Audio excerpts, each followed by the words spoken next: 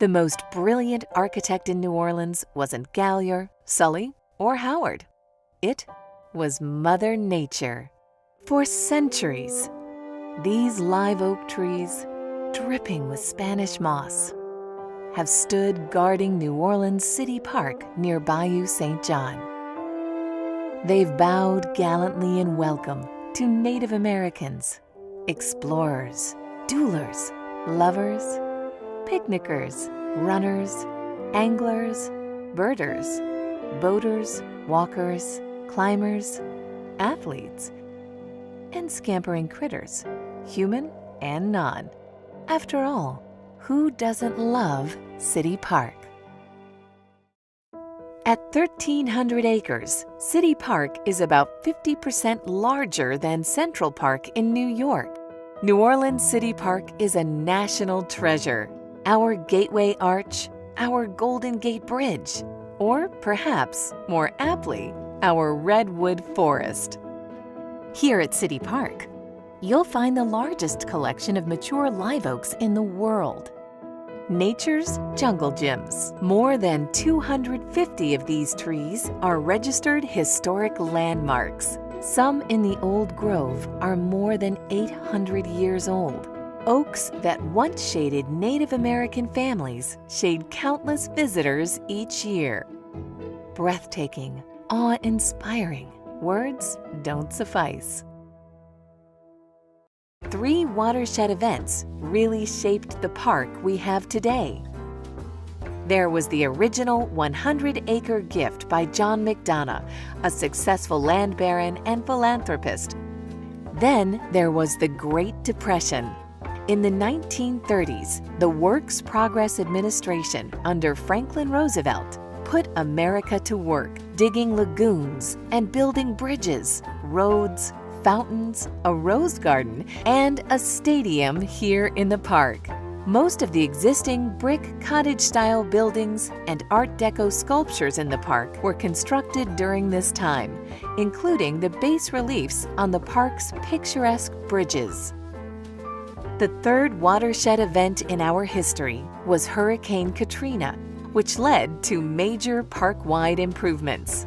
As a result of the federal levee failures, more than 90% of the park was flooded with up to 8 feet of salt water, which stayed for almost a month. Altogether, the park lost 2,000 trees and sustained $40 million in damages. But that wasn't the only flood in the park's history. There was the flood of private donations and volunteers. Since the storm, more than 7,000 trees have been planted, and more than 48,000 volunteers invested more than 200,000 hours to restore the park. Katrina damage, combined with the park improvement plans, totaled over $160 million. In the midst of almost total destruction, the park pulled together a 4-point recovery plan, which used our newly approved Master Plan 2018 as a guide. Out of bad, good things can come. Like Big Lake, this area, once a golf course, is now open for everyone to enjoy. Today, you can walk, jog, or bike around the lake on the 3/4-mile Zamurray Trail, or you can rent a boat or a Surrey bike. On the Esplanade Avenue side of the lake is the Singing Oak, which is filled with wind chimes that play together in harmony when the slightest little breeze blows.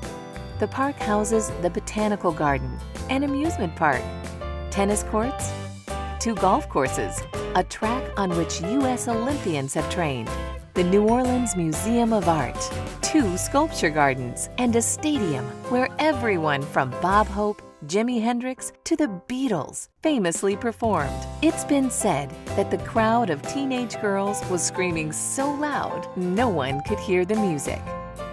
Ah, the stories these trees could tell. Just over the Dreyfus Bridge is the remaining dueling oak.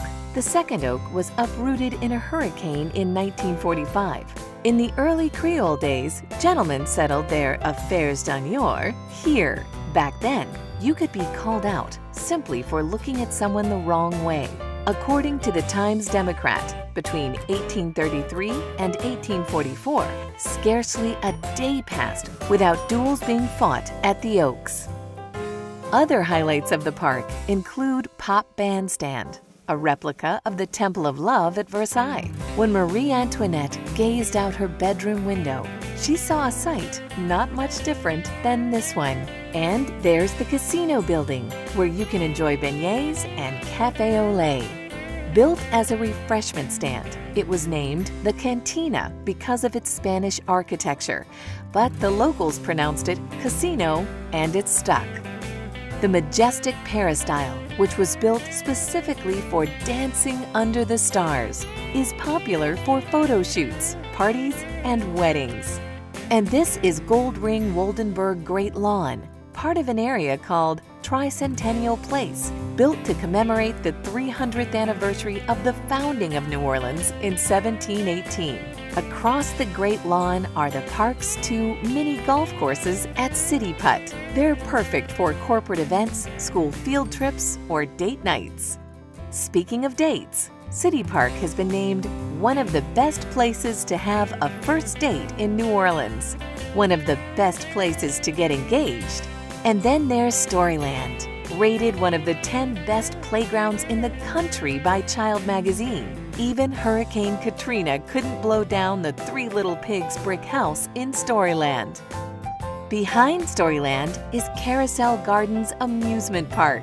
The City Park Carousel is one of New Orleans' true treasures, the flying horses. This lovingly restored antique merry-go-round features 54 carved wooden animals, the oldest dating to the 1880s. What kid doesn't want a pony? Surrounding the carousel is a permanent carnival with 16 rides. Climb aboard the Ferris wheel and catch a view of the Superdome downtown. Then take a ride on the City Park Railroad. The Botanical Garden features the Butterfly Walk, Japanese Garden, Rose Garden, Tropical Garden, and the Pavilion of the Two Sisters, styled after a European orangery. In the Conservatory of the Two Sisters, you'll find a simulated tropical rainforest with stunning orchids. The park is also home to the Hellas Foundation Enrique Alferez Sculpture Garden, featuring the works of Enrique Alferez, who created many of the park's Art Deco sculptures in the 30s as part of the work the WPA did in the park. In recent years, there have been several new improvements to City Park. There are festival areas, a 100-foot bridge at the entrance to Couturier Forest, the birding corridor, and Grodat Youth Farm, where kids learn the meaningful work of growing healthy food. And there's the new championship-level Bayou Oaks Golf Course. We're also proud of the wildflower fields in the lower Grow Don't Mow areas of the park.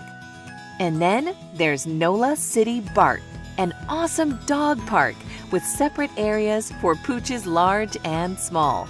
Dog's Heart, City Bark. Throughout the year, City Park hosts popular events such as Lark in the Park, Ghosts in the Oaks, the Voodoo Music Experience, and Celebration in the Oaks, one of the city's most beloved holiday traditions.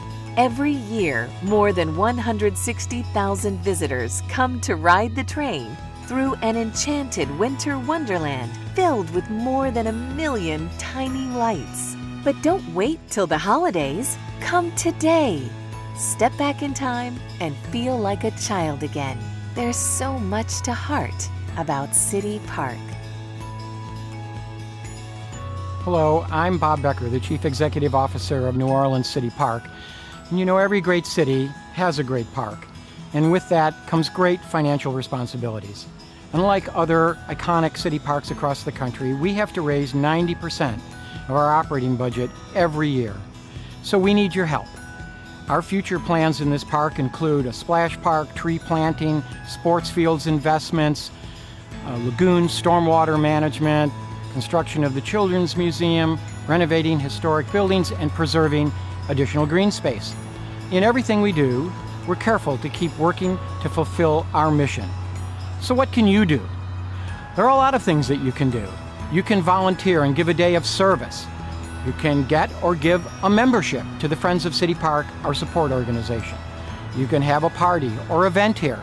You can give a gift for a specific reason or just to donate to the general fund. Or, of course, you can remember us in your will like John McDonough did in 1845 with the gift that started it all. Reach into your heart and give to City Park for what it is and for what it will become.